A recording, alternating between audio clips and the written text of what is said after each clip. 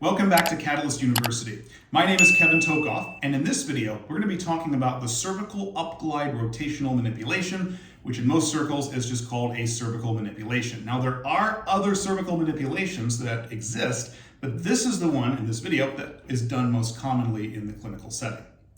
Now, later in the video, of course, we're going to talk about how you do the cervical manipulation, but before we get there, we need to understand why you would do it in the first place. So let's say you have a patient that comes in, and one of the findings is that they have limited neck range of motion. So you ask them to rotate, they don't have a whole lot of rotation available.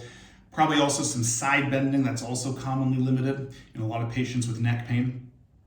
So you find that one of the causes, maybe not the only cause of that limited range of motion, is the intervertebral segments, maybe on one or both sides of the neck, are limited. They're hypomobile.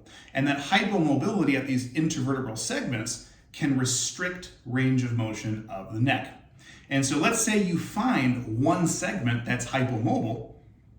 That's one indication for manipulation at that segment or at that level. Also, when combined with TheraX, so not as a standalone treatment, cervical manipulations are also fairly effective in the treatment of cervicogenic headaches. Again, it's a manual therapy type of technique, so we're not going to only do that. We'd want to also combine it with some type of TheraX. So again, the rationale for performing this manipulation is positional testing reveals level of cervical hypomobility. That level could be on my left side, it could be on my right side, it could be both sides, it could be multiple levels, but there's probably going to be some hypomobility at one of the segments. But before we do the manipulation, we need to rule out any serious pathology for which a manipulation is contraindicated. And two common examples that you'd want to rule out would be cervical instability. Never do a manipulation when you have cervical instability. You want to rule out vertebrobasilar insufficiency. And there's a whole host of contraindications and precautions, and you should take a look at that video on my channel when you get a chance. So, assuming you've ruled out any other serious pathology for which this would be contraindicated, you can then proceed into doing the manipulation. And when you do the manipulation, the patient will be positioned in supine, in slight cervical flexion. And when we cut to the clip in just a minute, you will see that. Now, a very important point here that's often overlooked is that you're going to manipulate only at the level that's hypomobile, right? So let's say on my left side right here at the C4-5 level, that's where there's hypomobility. Well, that's where we would do the manipulation. We wouldn't want to do it necessarily above that or below that. Doesn't make sense, right? This is the hypomobile segment. That's where we're going to manipulate. And we wouldn't even necessarily need to do it on the opposite side if that side has normal mobility. So you're going to manipulate the level that is stiff, okay? Now, in order to perform a manipulation correctly, we need to know where the hypomobility is. We need to know at what level of the neck and also on which side or sides. And then those levels or points, those are where we do the manipulation. So we're going to do a basic joint play assessment very quickly before we do the manipulation. To do that, the patient will be positioned in supine here, and the PT will approach from behind like this. Okay? So right there, I'm just holding the patient's head. Now, I'm going to be doing the joint play assessment on the right side of her neck, which means that's also where I'm going to do the manipulation. So my right hand is really the manipulating hand, and the left hand you could call the stabilizing hand. We're really not stabilizing a whole lot. We're just holding or cradling the patient's head in whatever way is most comfortable to both them and you, the PT. Okay? So let's continue. To do the joint play assessment and also the manipulation, I'm going to use my second MCP joint right here. In order to do this joint play assessment, this second MCP of my finger right here needs to be in contact with the articular pillar of her neck that is on the right side since I'm using my right hand. When I do the manipulation, also, this second MCP joint needs to be in contact with that same articular pillar, okay?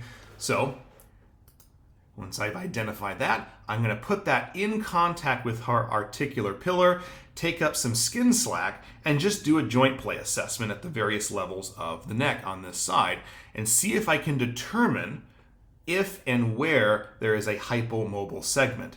And then once I determine that, that is where I will perform the manipulation. Let's take a look at that right now.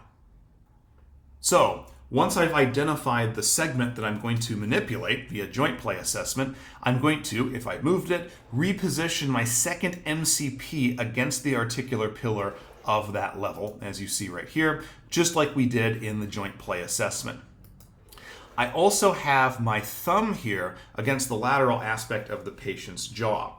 This is perfectly acceptable if the patient's okay with this, if they don't have any jaw pain, if they're not apprehensive. But if they're any of those things, you might consider moving your thumb a little bit higher, closer to their zygomatic bone right there. You're still going to be able to get the manipulation that way. Okay? And then my left hand is under the back of her head, really around the occiput, cradling, and really just stabilizing. Okay?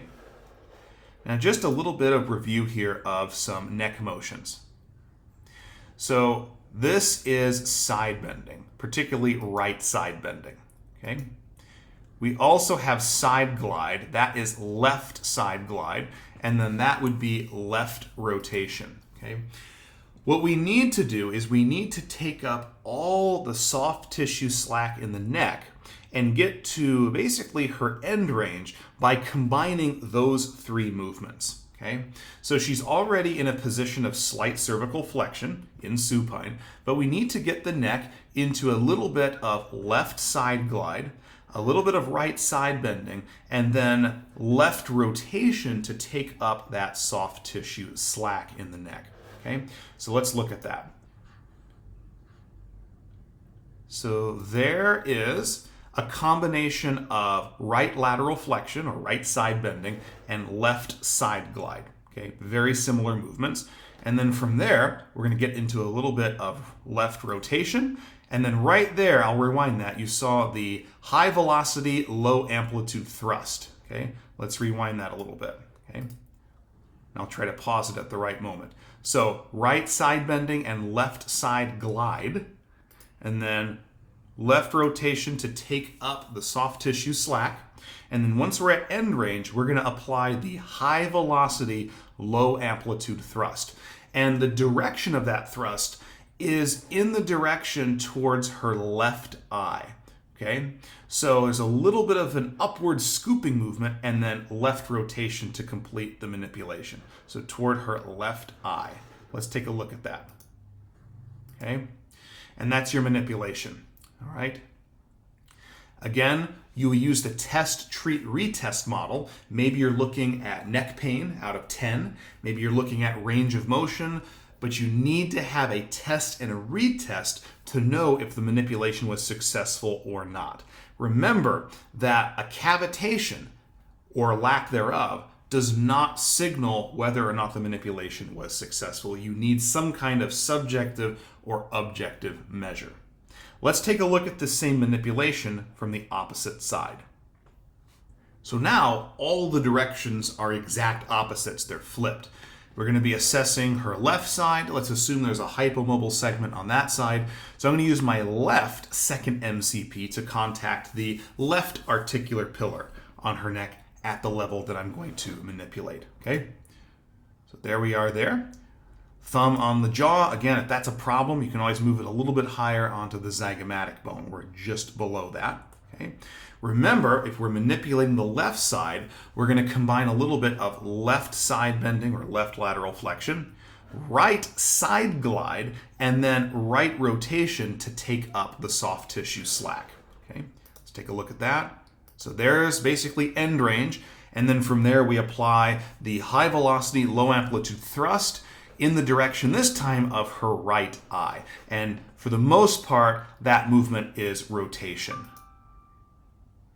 Okay, there's your high velocity, low amplitude thrust.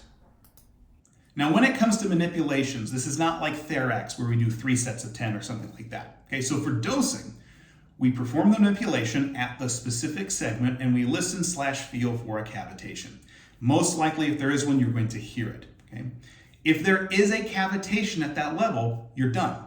You don't need to manipulate that level again. Okay? Finished. If there's no audible/palpable cavitation, you can manipulate one more time. Remember that with cavitations, you don't need a cavitation for the manipulation to be successful. Okay? If you hear one/feel one, that's great. If you don't, the manipulation is probably still successful, assuming that you did it with correct technique. How do you know if it's successful? Well, we use the test, treat, retest model. What was your test before you did the treatment, i.e. the manipulation? Well, the test could be as simple as a pain level out of 10. It could be a range of motion value. Probably rotation is going to be the most common one that people use. So how do you know if the treatment was successful? Well, you retest. And theoretically, the patient's pain level should drop to be successful. The range of motion value should also increase. And always remember, we need to combine this technique with some kind of TheraX to reinforce the manipulation. You could do a strengthening exercise, maybe some cervical retractions like that. You could do a snag with a towel. There's a lot of options. But remember, when you combine the manipulation with some kind of TheraX, it's more successful in the long run and has better outcomes. So, thanks for tuning into this video, and let's take one more look at the cervical manipulation to completion, and join us in the next videos where we talk about other types of manipulations, particularly for the thoracic spine. Thank you.